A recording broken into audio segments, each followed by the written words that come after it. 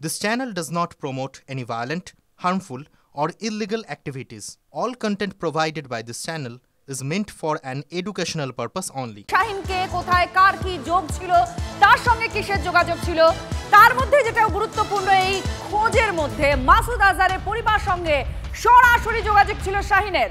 মাসুদের ভাগ্নে উমর ফারুকের স্ত্রী আফিরার সঙ্গে যোগাযোগ ছিল শাহিনের, এমনটাই অনুমান তদন্তকারীদের। সুজয় আমাদের এই নিয়ে আরো জানাচ্ছেন। সুজয়, তাহলে একেবারে বলা যায় শাহিনের সরাসরি যোগ রয়েছে এই মাসুদ আজহারের সঙ্গে।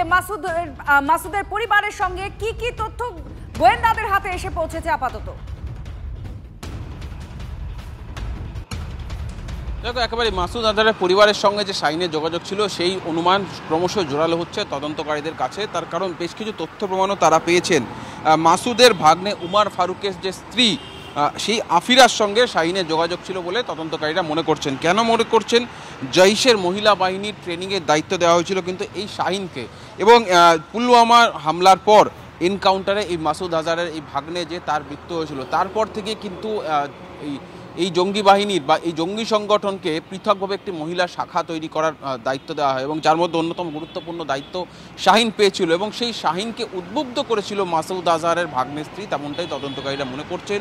এবং সেই তারা যে অনুমান করছেন সেই অনুমানকে আরও সেই সাপেক্ষে তথ্য জোগাড় করার তারা চেষ্টা করছেন, এবং সেই কারণেই মাসুদ আজহারের ভাগ্নের স্ত্রী এবং এই শাহিনের মধ্যে কোনো যোগাযোগ কিভাবে ছিল, কোনো অ্যাপ, ডিজিটাল অ্যাপের মাধ্যমে বা অন্য কোনো মাধ্যমে, অন্য কোনো এনক্রিপ্টেড মাধ্যমে, এন্ড টু এন্ড এনক্রিপ্টেড যে অ্যাপগুলো রয়েছে সেই অ্যাপগুলোর মাধ্যমে সেগুলি তারা খুঁজে বের করার চেষ্টা করছেন। শাহিনের মোবাইল ঘেটে দেখা হচ্ছে যে তার কার সঙ্গে কিভাবে যোগাযোগ ছিল, এবং অন্য নামে যে বেশিরভাগ ক্ষেত্রে যেটা তদন্তকারীরা বলছেন যে অনেক নম্বর তারা পাচ্ছেন যেগুলি সেভ করা হয়েছে অন্য নামে, অর্থাৎ তার আসল যা পরিচয় সেই নামে সেভ করা নেই।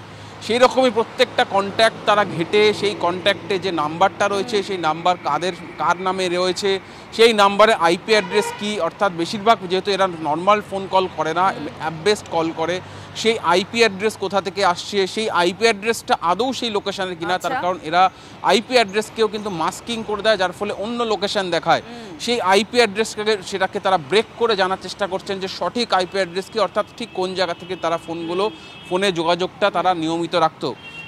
এই তথ্যগুলো বা এই তদন্তের ক্ষেত্রে এই বিষয়গুলির ক্ষেত্রে অত্যন্ত গুরুত্ব দেওয়া হচ্ছে তদন্তকারীদের তরফ থেকে, এবং তদন্ত সেই পথে এগোচ্ছে, এবং আরও যত ক্রমশ তদন্ত এগোচ্ছে তারা আস্তে আস্তে এই জঙ্গি নেটওয়ার্ক এবং এই জঙ্গি নেটওয়ার্কের সঙ্গে এই যে বাকি জঙ্গি সংগঠনের যারা মাথা, তাদের যে কীরকম যোগাযোগ, তারা কিভাবে ইনফ্লুয়েন্স কাটিয়েছে, কিভাবে তাদের মগজ ধোলাই করেছে, কিভাবে মহিলা বাহিনী তৈরির ক্ষেত্রে কি কি কাজ করেছিল, এবং সেই মহিলা যাদেরকে টার্গেট করা হতো সেই সফট টার্গেট মূলত কোন মহিলারা হতো। আমাদের প্রতিনিধি জানাচ্ছিলেন যে মাসুদ আজহারের পরিবারের সঙ্গে তার শাহিনের সরাসরি যোগাযোগ ছিল। আর এখান থেকেই প্রশ্ন উঠছে, তাহলে কি মাসুদের নির্দেশেই কাজ করেছে শাহিন? তার ব্রেন ওয়াশেই, তার নির্দেশেই, তার প্ল্যানেই কি কাজ হয়েছে? এই সমস্ত প্রশ্নগুলো আছে তদন্তকারীদের সামনে। ধীরে ধীরে এর উত্তর খোঁজার চেষ্টা করছেন তদন্তকারীরা। ধৃত জঙ্গি, সেই জঙ্গি ডাক্তার শাহিন শাহিদকে নিয়ে আরো বড় তথ্য সামনে এসেছে। শাহিনের ইউএই যোগ। 2 বছর ধরে সংযুক্ত আরব আমিরাতে থেকেছে শাহিন। কানপুর মেডিকেল কলেজে চাকরি ছেড়ে দেয়। আর শাহিনের পাসপোর্ট থেকে এই তথ্য পাওয়া গিয়েছে। তদন্তকারীদের কাছে এই তথ্য এসেছে যে আরব আমিরাতে সে 2 বছর ছিল। কেন ছিল, কি যোগ ছিল, কি উদ্দেশ্য নিয়ে সে গেছিল?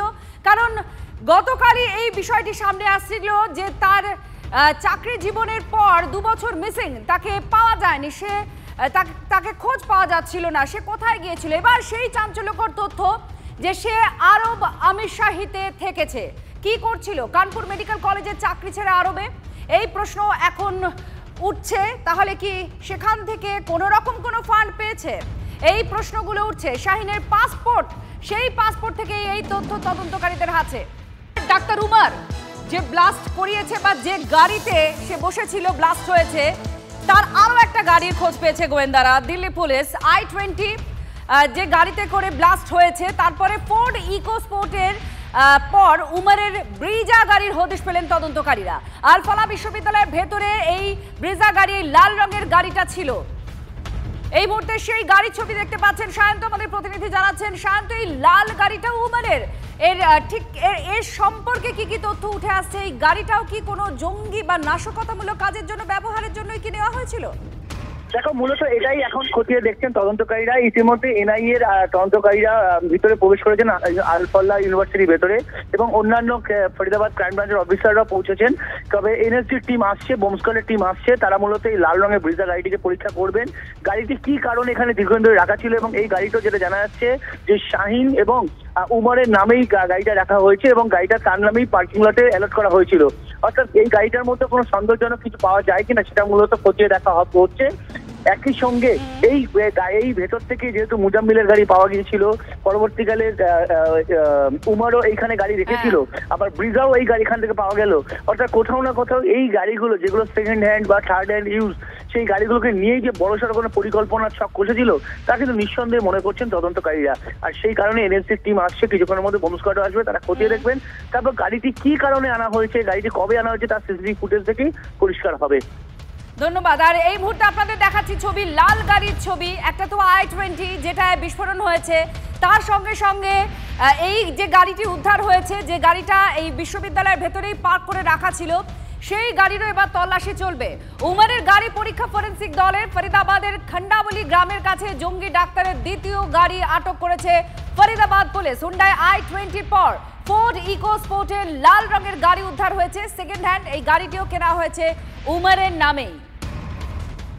সেই দুটো গাড়ি আপনাদের দেখাচ্ছি, আপনারা পরিষ্কার দেখতে পাচ্ছেন।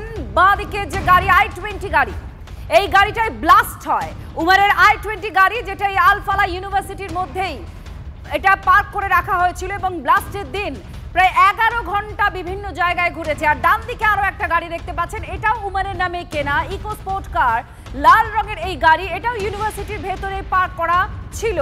আর কি উদ্দেশ্য নিয়ে এই গাড়ি কেনা হয়েছিল, কোনো নাশকতামূলক কাজের জন্য নাকি কোনো হামলা চালানোর জন্য নাকি, এই সমস্তটা এখন তদন্তের আওতায়।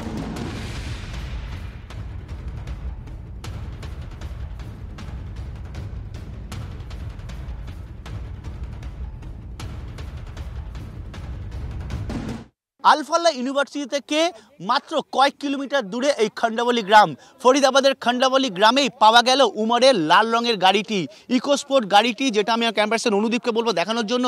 গাড়িটি এখনও তল্লাশি পর্ব চলছে। এনএসজি, ফরেন্সিক বিশেষজ্ঞ, এমনকি ফরিদাবাদ পুলিশের ক্রাইম ব্রাঞ্চের অফিসাররা উপস্থিত রয়েছেন। ইতিমধ্যেই গতকাল রাত থেকে, অর্থাৎ বুধবার রাত থেকেই বারবার তল্লাশি চলেছে। গাড়ির প্রতিটা অংশ ধরে ধরে তল্লাশি চলছে।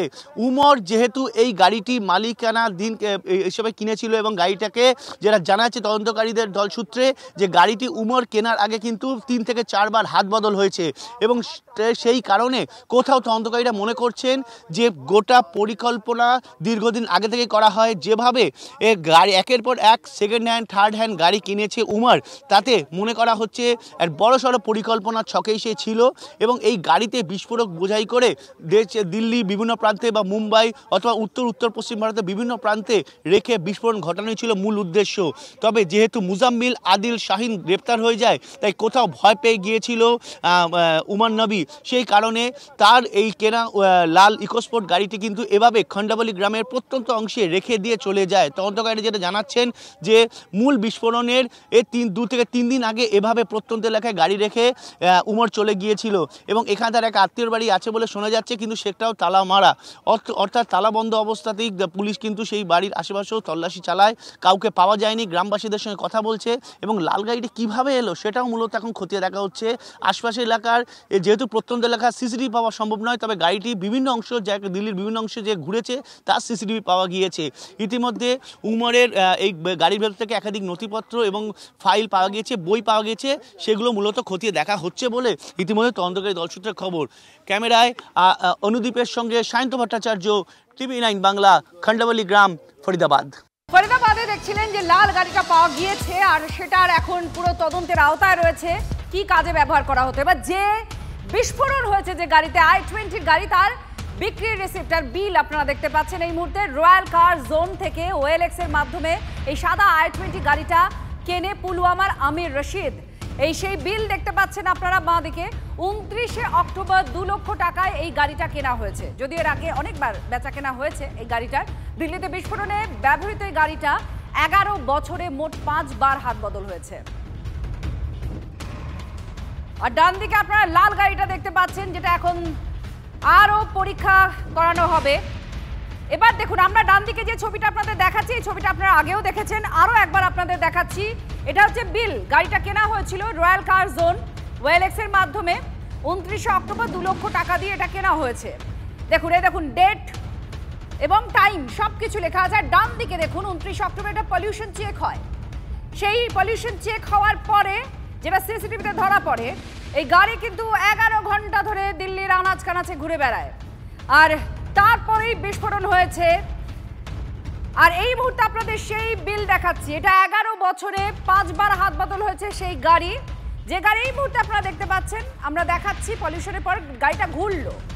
রয়্যাল কার জোনের সেই বিল ডেলিভারি করা হয়েছে, সেই বিল, সেই কপি, সেই কাগজ আপনারা দেখতে পাচ্ছেন।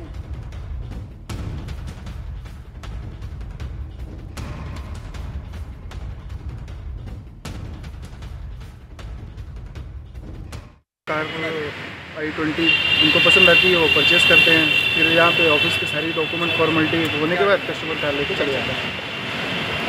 जब तक ये डॉक्यूमेंट उनको RTO की हम NOC देते हैं, पुलवामा की, जम्मू की, 10 दिन हुए थे कि ये वारदात उन्होंने कर दी। हाँ, वो पोल्यूशन यहाँ से, और हमें इसका बिल्कुल अंदाज़ा नहीं था। उन्होंने कोई ऐसी बातें, यहाँ भी कोई 2 लोग आए थे तो कोई ऐसी बात नहीं पता चली कि हम उनको कार ना दे पाएँ।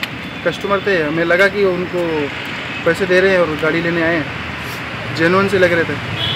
ये तो देखिए किसी को नहीं पता होता कि सर वो क्या करेंगे गाड़ी वाले आगे। গাড়ি তত্ত্ব তালাশ করা হচ্ছে, আর তার সঙ্গে সঙ্গে উমারের গতিবিধি, কোথায় কোথায় গিয়েছিল উমার এই বিস্ফোরণের আগে, কি কি করেছিল, এটা এখন আতশ কাচের তলায় রয়েছে। দিল্লি বিস্ফোরণের আগে আসিফ আলী রোডে দেখা গিয়েছিল উমারকে। দেখুন সেই ছবি, সিসিটিভিতে পুলিশ যে ছবি দিয়েছে সেই ছবি, যে তার গতিবিধি, উমারকে কোথায় কোথায় দেখা গিয়েছে বিস্ফোরণের আগে। সে একটা মসজিদেও গিয়েছিল বলে জানা যাচ্ছে। বিস্তারিতভাবে জানবো, আমাদের সঙ্গে শান্ত আমাদের প্রতিনিধির আছে। শান্ত, কি ছিল উমারের গতিবিধি, কোথায় কোথায় গিয়েছিল, সেখানে কোনো সন্দেহভাজন বা সন্দেহজনক কিছু তথ্য ক্লু পাচ্ছেন গোয়েন্দারা? দেখো, বদরপুর বর্ডার থেকে, অর্থাৎ হরিয়ানার দিল্লির যে বর্ডার বদরপুর টোলপ্লাজা থেকে ঢোকার পর প্রায় 11 ঘন্টা দিল্লির বুকে কাটিয়েছিল উমর নবী। এবং সেখানে দিল্লিতে প্রবেশ করার পর সে বিভিন্ন জনবহুল যে এলাকাগুলো রয়েছে, কনট প্লেস, মুন্সিয়ার গলি, কাশ্মীরি গেট সহ একাধিক জায়গায় ঘুরেছে। এছাড়াও দেখা যাচ্ছে আসিফ আলী পার্ক, সেখানেও গিয়েছিল, এবং একটি মাজারেও গিয়েছিল যেটা কমলা পার্ক বলে জায়গা রয়েছে সেখানে। অর্থাৎ একাধিক জায়গা কিন্তু সে ঘুরেছে।